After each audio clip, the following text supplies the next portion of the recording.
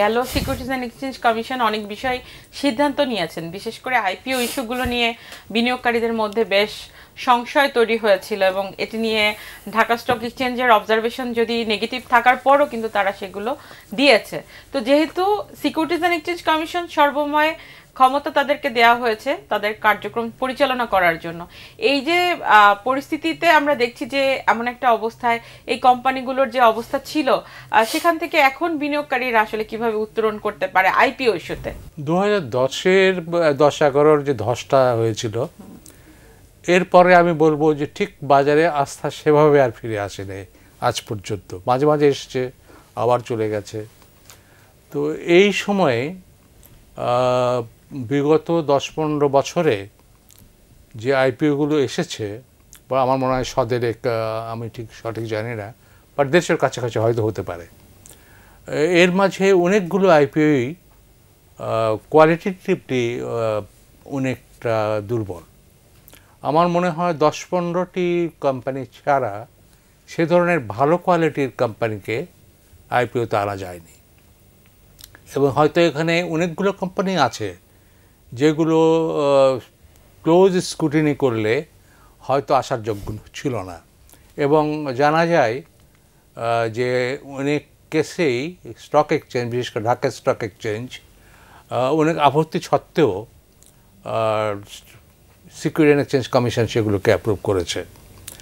তো এটা কী ধরনের আপত্তি ছিল এবং কেন করেছে এটা আমার জানা নাই, বাট আমার মনে হয় যে যেখানে এক্সচেঞ্জগুলোর আপত্তি আছে দুর্বল কোম্পানি হিসেবে অন্তর্ভুক্ত না করা, সেখানে এসিসি যদি সেই সিদ্ধান্তটা ওভাররাইড করতে চায়, they should have very good reasons for that. Normally এক্সচেঞ্জের সঙ্গে একটা সমঝোতার ভিত্তিতেই এটা করা উচিত। ক্ষমতা আছে বলে আমি সেটা প্রয়োগ করব, সেজন্য ক্ষমতা কিন্তু দেওয়া হয়নি। ক্ষমতাটা সবার সঙ্গে মিলে যুক্তিসঙ্গতভাবে আইনের মাধ্যমে প্রয়োগ করব, সেজন্য আমাকে ক্ষমতা দেওয়া হয়েছে। কিন্তু আমরা গত টার্মগুলোতে দেখেছি ইস্যুগুলো ভালো আসেনি। তো এই টার্মে তো এখন আসলে নতুন কমিটি নির্ধারণ করা হয়েছে, নতুন নতুন ইস্যু আনার জন্য আসলে ইস্যু ম্যানেজাররা কি করতে পারে? ইস্যু ম্যানেজারের তো এখানে কিছু করার নাই। আমাদের এখানে ইন জেনারেল ভালো কোম্পানি কিন্তু বাংলাদেশে আমার মনে হয় এই মুহূর্তে অন্তত 70-80টা কোম্পানি আছে যারা যদি এই স্টক এক্সচেঞ্জ আসতো, আইপিওতে আসতো, তাহলে বাংলাদেশের স্টক এক্সচেঞ্জ অনেক এনরিচড হতো এবং অনেক কোয়ালিটি বাড়তো, ফরেন ইনভেস্টররাও আসতো। কিন্তু তারা যদি না আসে, অর্থাৎ তাদের যদি অর্থের প্রয়োজন না হয়, তাহলে তারা কেন আসবে? এটা একটা বড় প্রশ্ন। এখন দেখা যাচ্ছে আমাদের এই বড় বড় কোম্পানিগুলো যখন আমাদের একটা জিনিস, আপনার গ্রিনফিল্ড কোম্পানিকে আমরা আনি না, এটা গতানুগতিক, মানে একটা মাত্র কোম্পানি একবার এসেছিল, আর কোনো দিনই কোনো গ্রিনফিল্ড কোম্পানিকে আনা হয়নি। সুতরাং যাদের ট্র্যাক রেকর্ড আছে, বেশ অনেক দিন ধরে অপারেশনাল আছে, তাদেরকেই আনা হয়।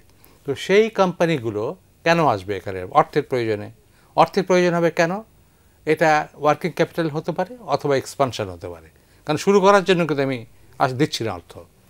তো এই অর্থের প্রয়োজন তারা ব্যাংকে তো মেটাতে পারছে, ব্যাংকে গেলেই টাকা নেই, তারা বলছে টাকা দরকার, কত টাকা দরকার বলেন, সাথে সাথে দিয়ে দিচ্ছে, এক মাসের মধ্যে হোল থিং ইজ ওভার।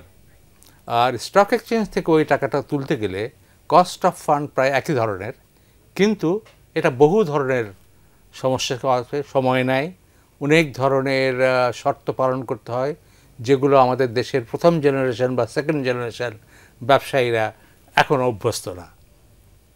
তো এসব কারণে খুব কম বড় কোম্পানি আসতে আগ্রহী, এবং যদি তারা আগ্রহী না হয় তাহলে আপনারা তো জোর করে আনতে পারবেন না। এই জন্য প্রধান অন্তরায় হচ্ছে আমাদের private sector investment is poor.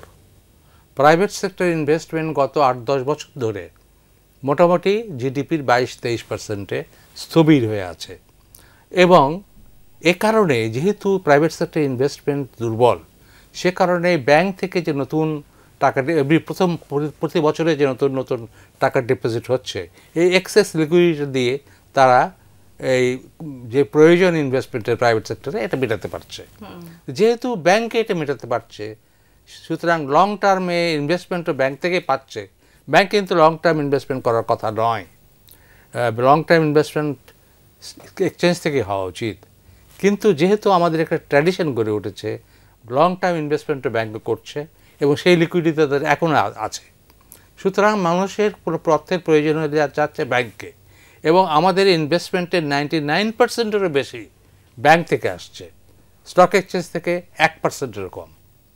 তো এই পরিস্থিতিতে খুব দ্রুতই যে স্টক এক্সচেঞ্জে বিরাট আস্থা ফিরে আসবে, খুব বেশি এনরিচড হয়ে যাবে, এটা আমরা আশা করি না। আমাদের বাস্তববাদী হওয়া উচিত।